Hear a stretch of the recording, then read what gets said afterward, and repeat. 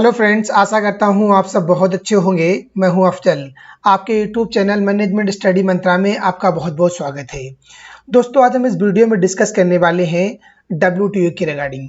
जो हमारा non funding organisation है उसके रिगार्डिंग हम डिस्कस करेंगे।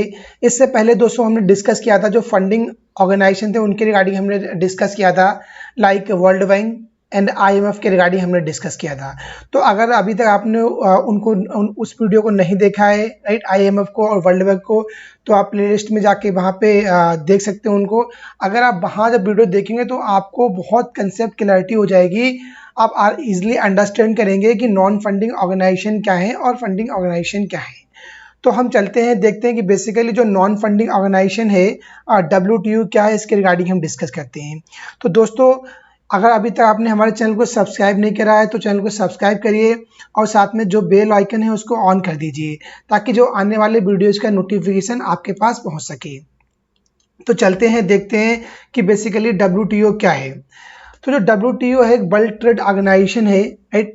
जब वर्ल्ड वार सेकेंड हुआ था, सेकेंड वर्ल्ड वार के बाद में जो वर्ल्ड की पूरी जो इकॉनमी थी वो एकदम वेस्ट हो गई थी। पूरा सारे जो कंट्री थे वो आपस में लड़ रहे थे, उस वजह से पूरी जो इकॉनमी थी ना, वर्ल्ड की इकॉनमी, वो एकदम खराब हो गई थी। तो उस कंडीशन में सारे लोगों ने मिलकर एक एग्रीमेंट किया, उन्होंने एक कॉन्फ्रेंस किया। तो वहाँ से जो डेवलपमेंट हुआ था फंडिंग ऑर्गेनाइजेशन का हुआ था और नॉन फंडिंग ऑर्गेनाइजेशन का हुआ था। तो हम ऑलरेडी डिस्कस कर चुके हैं फंडिंग ऑर्गेनाइजेशन के रिगार्डिंग। तो जो WTO का डेवलपमेंट कैसे हुआ, राइट। तो देखते हैं कि जो WTO वर्ल्ड ट्रेड ऑर्गेनाइजेशन, इसकी जो Ngozi Okonjo Iweala 13 June 1954 is a Nigerian economist. एक नाइजीरियन इकोनॉमिस्ट हैं who has been serving as the director general of the world trade organisation. ये जो डायरेक्टर जनरल है किसकी, वर्ल्ड ट्रेड ऑर्गेनाइजेशन की, since March 2021, right. ये 2021 से इसकी डायरेक्टर जनरल हैं WTO की।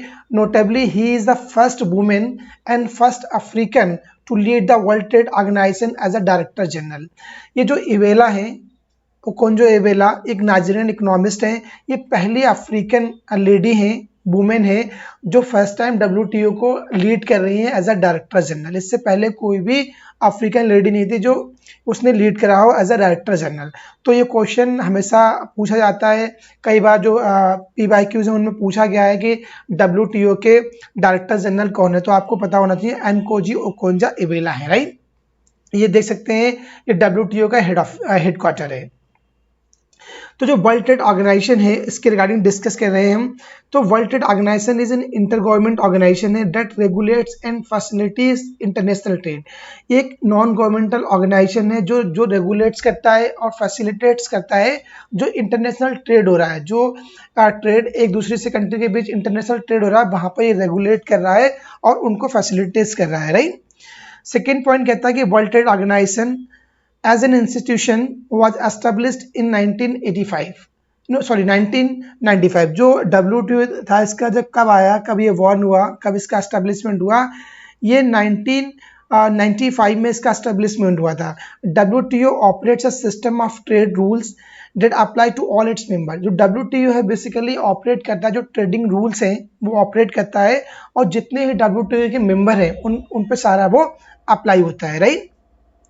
WTO also a place for member government to settle their trade disputes. अगर जो WTO के मेंबर हैं उनके बीच अगर कोई भी ट्रेड डिस्प्यूट्स आता है, राइट, कोई ट्रेड के रिगार्डिंग कोई डिस्प्यूट्स आते हैं तो उनको सेटलमेंट करने में ये हेल्प करता है, राइट। जो इसका बेसिकली हेडक्वार्टर है वो जेनेवा इन स्विट्जरलैंड है, right. WTO is the world largest international economic organisation है। ये वर्ल्ड का largest economic international economic organisation है विद 164 मेंबर्स। इसके जो प्रेजेंटली मेंबर हैं वो 164 मेंबर हैं, representing over 98% of the global trade and global GDP। यानी जो इसके टोटल 164 मेंबर हैं तो वो वर्ल्ड की जो ग्लोबल ट्रेड है 98% कवर करते हैं और ग्लोबल GDP उसको 98% कवर करते हैं। इतने ज़्यादा मेंबर इसमें असाइन है WTO में। तो जो बेसिकली क्वेश्चन एग्जाम में पूछा जाता है वो ये पूछा जाता है कि प्रेजेंट में WTO के मेंबर कितने हैं, राइट। आपको पता होना चाहिए इसका जो वन हुआ एस्टेब्लिशमेंट का हुआ तो ये आपको पता होना चाहिए 1995 में हुआ था, राइट। और इसका बेसिकली वर्क क्या है वो आपको पता होना चाहिए, ये क्या करता है। तो हमने सारा डिस्कस कर लिया है। चलते हैं फर्दर, राइट। तो इसके बाद जो इसकी हिस्ट्री देखते हैं कि WTO कैसे बना, इसकी हिस्ट्री में जाके हैं। तो एक गेट, आपने वर्ड सुना होगा GATT, right, general agreement on trade and tariff. GATT, WTO replaced general agreement on trade and tariff. जो WTO ने रिप्लेस किया था, किसको रिप्लेस किया था? गेट को रिप्लेस किया था। GATT was signed by 23 nations in Geneva, right, on 30 October 1947 and took effect on 1 January 1948। जो सबसे पहले जो वर्ल्ड वॉर सेकेंड हुआ था, उसके बाद जो गठन हुआ था, जो बना था ऑर्गेनाइजेशन, वो गेट बना था। गेट कब बना था?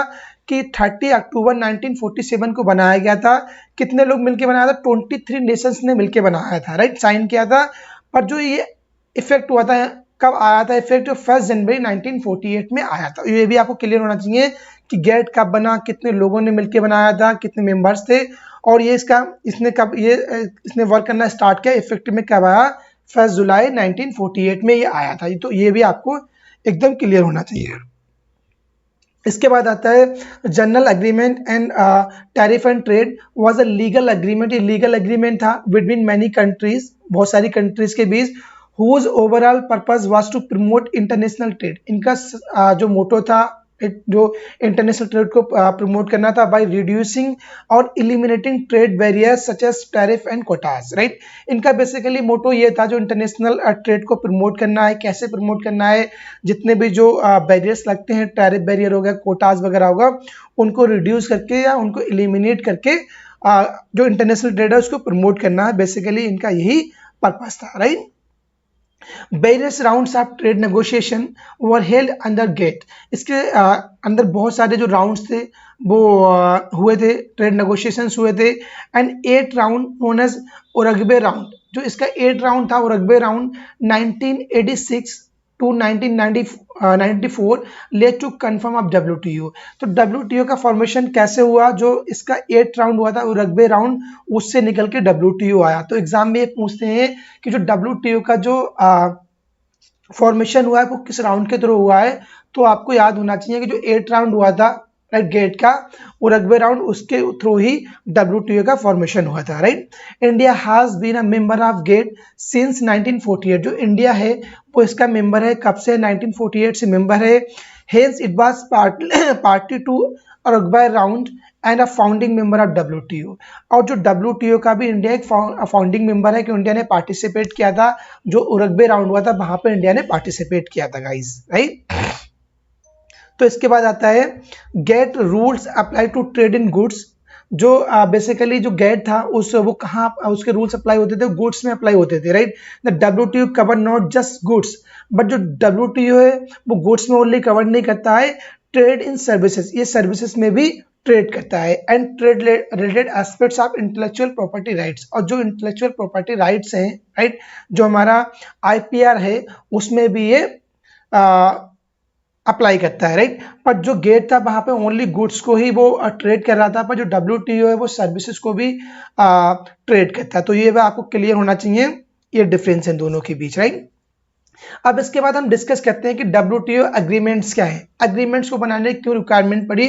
तो जितने भी मेंबर कंट्रीज थे WTO के, राइट, जितने मेंबर, उन्होंने एग्रीमेंट किया कि इन एग्रीमेंट्स को WTO में रखा जाएगा, क्योंकि इन एग्रीमेंट्स को प्रमोट करना है, इन एग्रीमेंट्स को आगे इनहांस करना है इन द इंटरनेशनल ट्रेड में, राइट। तो WTO provides its member governments a forum for negotiating global trade rules. इसमें क्या था? जो WTO प्रोवाइड्स करता है, जितने भी मेंबर हैं उनमें जो ट्रेड के रूल्स हैं उनको नेगोशिएट करता है। Negotiation in the WTO are conducted directly और exclusively, right, by the member governments, right.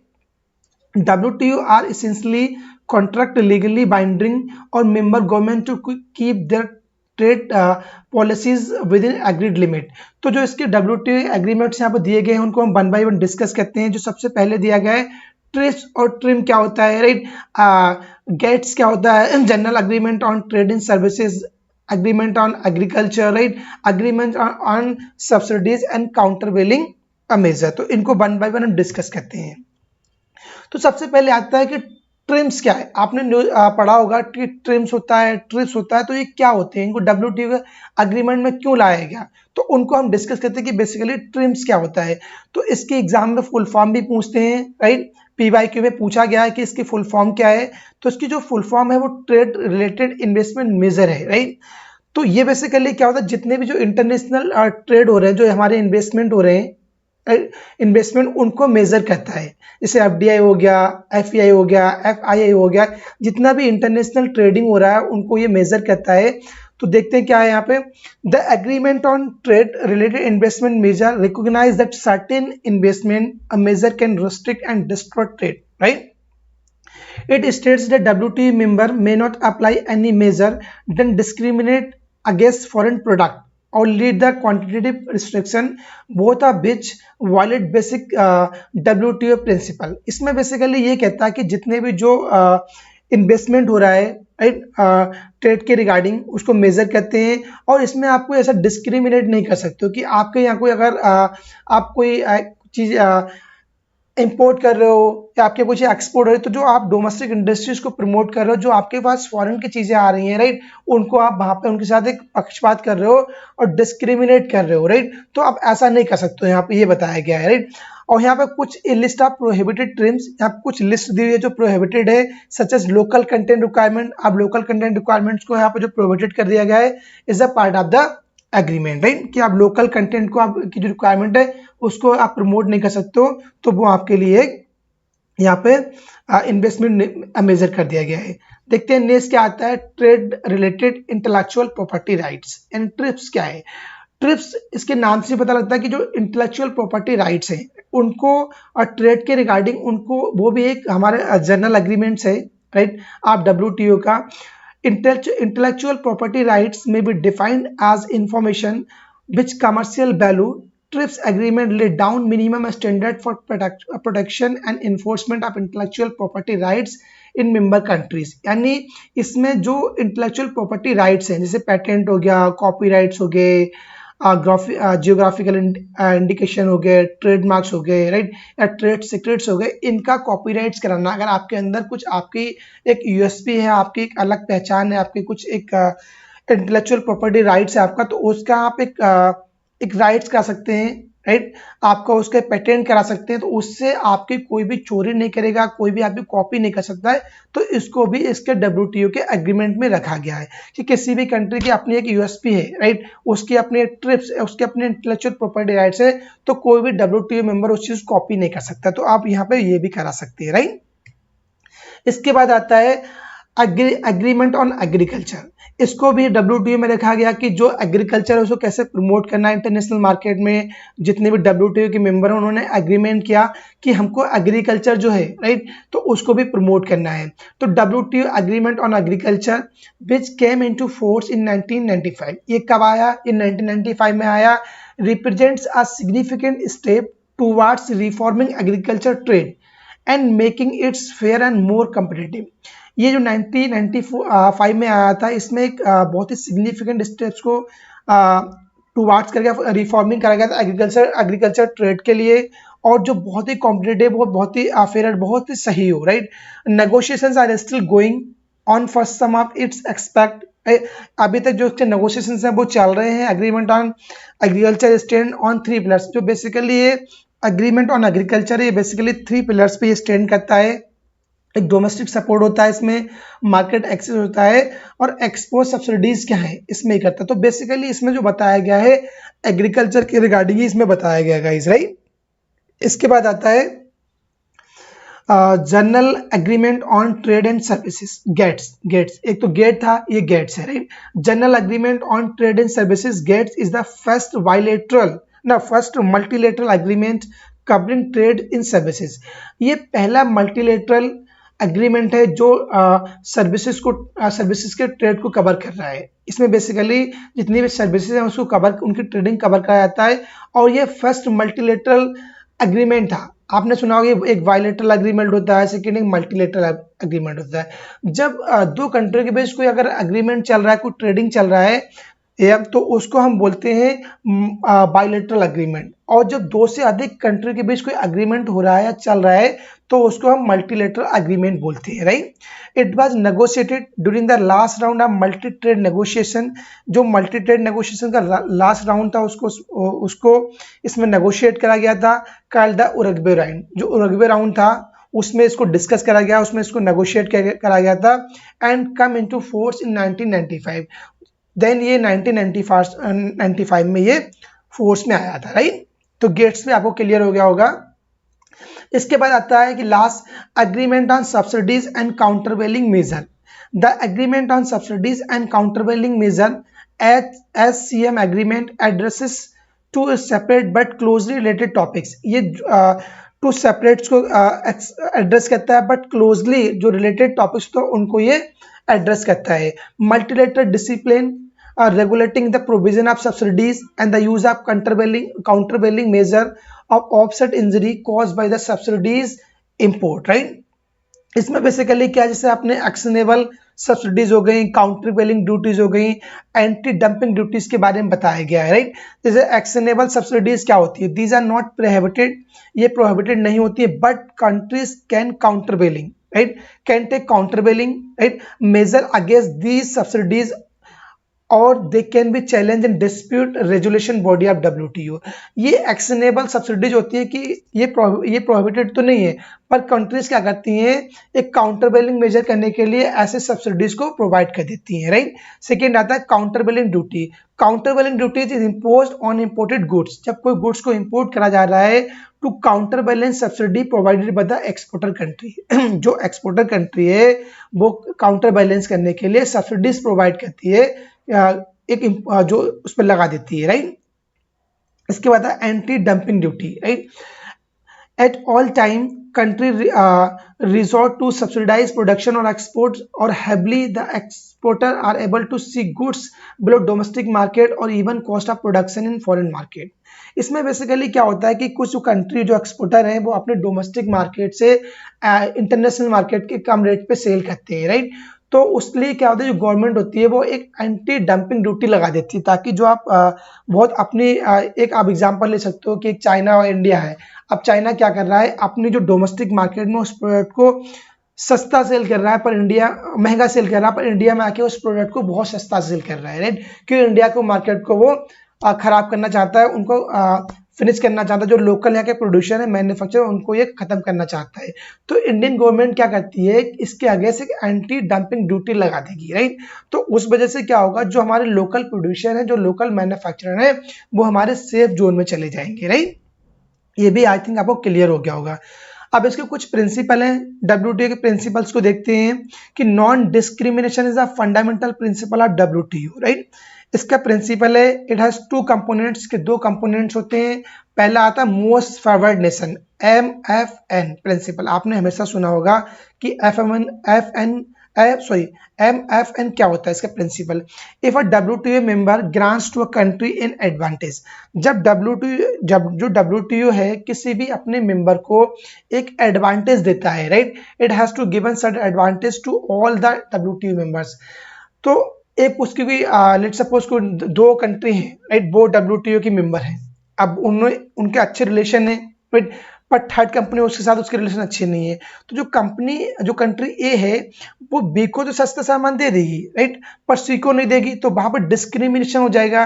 तो यही कहता है कि मोस्ट फेवर्ड नेशन, कि जो आपका एक फेवर्ड नेशन है, राइट, मोस्ट फेवर्ड नेशन है, वैसे ही आप जो जितना उसको गुड्स दे रहे हो, कोई चीज आप सेल कर रहे हो, एक्सपोर्ट या इंपोर्ट कर रहे हो, तो सेम जो अनदर मेंबर है आप WTO का, आप भी उसको ही वैसे ट्रीट करोगे, राइट, उतने ही उस पर आप पॉलिसीज इंप्लीमेंट करोगे। ऐसा नहीं है कि वहां पर आप डिस्क्रिमिनेशन नहीं कर सकते हो। तो ये बताया गया है, राइट।